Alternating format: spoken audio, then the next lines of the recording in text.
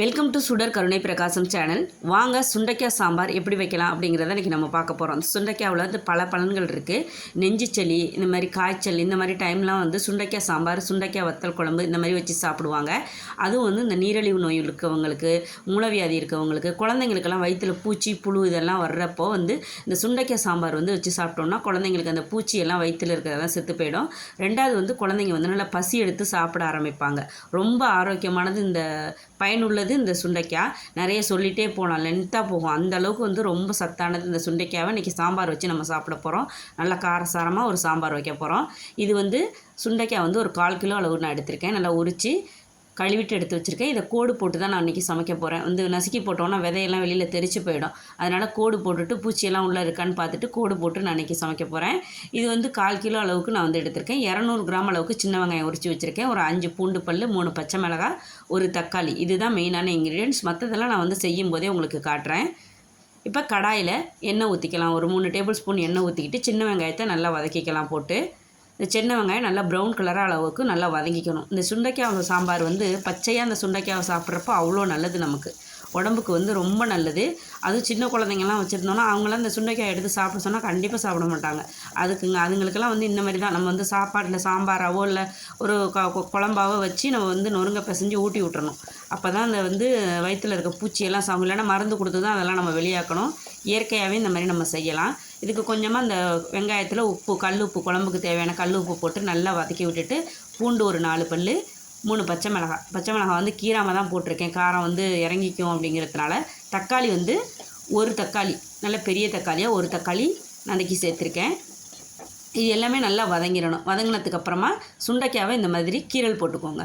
நீங்கள் நசுக்கி சேர்க்குறதுனால சேர்க்கலாம். நசுக்கி சேர்த்தா குழம்பு ஃபுல்லாக அப்படியே அந்த விதை இருக்கும். அது பார்க்குறதுக்கும் சாப்பிட்றதுக்கும் கொஞ்சம் இதாக இருக்கும். அதனால் வந்து நான் வந்து கீரல் மட்டும் போட்டிருக்கேன். இந்த மாதிரி கீரல் போட்டுட்டு நல்லா வதக்கி விட்டுட்டு சாப்பிட்றப்போ நல்லா டேஸ்ட்டாக இருக்கும். நமக்கு வந்து அந்த சுண்டைக்காய் பிடிச்சி போயிட்டுன்னா அதை சாப்பிட பொறுக்கி நான் சாப்பிடுவேன். சாம்பாரில் கிடக்கிறப்பெல்லாம் ரொம்ப நல்லாயிருக்கும். எங்கள் ஊருங்களெல்லாம் கிராமத்தில் வந்து பக்கத்து வீடு, தெருவில் எங்கே பார்த்தாலும் முளைச்சி கிடக்கும். இங்கே வந்து சென்னையிலலாம் காசு கொடுத்து வாங்க வேண்டியதாக இருக்குது. போயிட்டு பேசிக்கிட்டே முந்தானையில் பறிச்சுட்டு வருவாங்க எங்கள் பாட்டியெல்லாம். அந்த மாதிரி இருக்கும். கொல்லை பூரா படர்ந்து கிடக்கும். இப்போ இதை நல்லா வதங்கி விட்டதுக்கப்புறம் சீரகம் கொஞ்சமாக, ஒரு 1/4 ஸ்பூன் சீரகம், ஒரு டீஸ்பூன் மல்லித்தூள், 1 டீஸ்பூன் மிளகாத்தூள், 1 டீஸ்பூன் சாம்பார் தூள், அவ்வளோதான் மசாலா. இந்த மசாலாவை போட்டு இதில் வதக்கிறப்ப என்னாகும், இந்த சுண்டைக்காயில் அந்த மசாலா தூளெல்லாம் இறங்கி நமக்கு அந்த கசப்பு தன்மை வந்து கம்மியாகும். கசக்கவே கசக்காது. இது அந்தளவுக்கு கசப்பு கிடையாது, பாவக்காய் மாதிரியெல்லாம். சில பேர் இதை கசப்புன்னு இதை சாப்பிட்றதே இல்லை. ரொம்ப டேஸ்ட்டாக இருக்கும். இந்த மாதிரி வைங்க, கண்டிப்பாக எல்லாேருக்கும் பிடிக்கும். புளி கொஞ்சமாக, ஒரு கோழி குண்டு அளவு புளி எடுத்து கரைச்சி விட்ருக்கேன். ரொம்பலாம் புளி ஊற்ற வேண்டாம். கொஞ்சமாக தண்ணி ஊற்றி ரொம்ப நேரம்லாம் கொதிக்க வேண்டாம். அந்த புளி தண்ணி பச்சை வாடை போகிற அளவுக்கு கொதிச்சா போதும். ஏற்கனவே நம்ம எண்ணெயிலே வதக்கிட்டோமா சுண்டைக்காயை, அது பாதி வெந்திருக்கும். இப்போ தண்ணியில் இந்த மாதிரி கொதிக்க வைக்கிறப்போ புளி தண்ணியில் இன்னும் கொஞ்சம் வெந்துடும். காய்கறி அளவுக்கெல்லாம் ரொம்ப வேகாது. சட்டுன்னு 10 நிமிஷத்தில் இந்த குழம்பு வச்சிடலாம். சுண்டைக்காய் மட்டும் 1000க்கு மட்டும்தான் டைம் ஆகும்.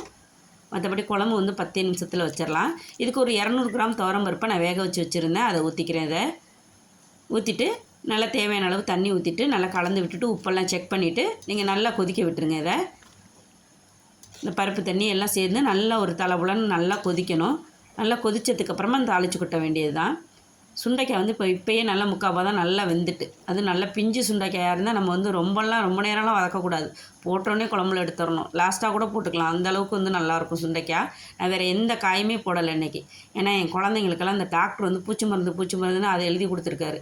அதை கொடுத்தோம்னா வாந்தி எடுக்குதுங்க, சாப்பிட மாட்டேங்குதுங்க. இந்த மாதிரி வந்து சுண்டைக்காய் குழம்பு வச்சு கொடுத்துட்டோன்னா வயிறெல்லாம் நம்மன்னு கொஞ்சம் நேரம் அரிக்கிற மாதிரி இருக்கும் அதுங்களுக்கு. அது சாப்பிட்டுட்டு மறுநாள் நல்லா ஃப்ரீயாக சாப்பிடுங்க. ஃப்ரீயாக டாய்லெட்டு ப்ராப்ளம் எதுவுமே இருக்காது. இந்த பூச்சியெல்லாம் செத்து போயிடும். இந்த சின்ன குழந்தைங்க வச்சுருக்கவங்கலாம் இந்த மாதிரி நீங்கள் வந்து சாம்பாரோ இல்லை வேறு எது மூலியமாகவும் உங்கள் குழந்தைங்களுக்கு கொடுங்க.